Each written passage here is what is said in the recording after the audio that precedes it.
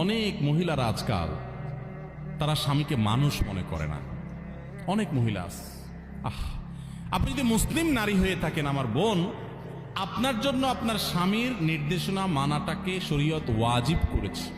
অন্যায় কোনো কথা যদি না বলে তাহলে স্বামীর নির্দেশ মানা।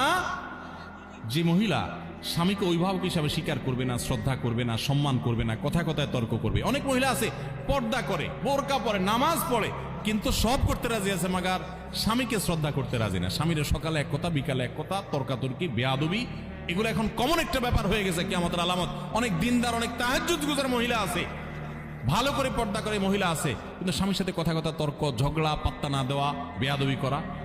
দেখুন, কোন একজন আমাদের পূর্বসূরি কোন একজন সালাফের স্ত্রী, তিনি বলেছিলেন যে আমরা আমাদের স্বামীদেরকে, রাজা বাদশাদেরকে প্রজারা যেরকম ইজ্জত করে এরকম ইজ্জত করতাম, কিন্তু আজকাল তোমাদের অবস্থা ভয়াবহ।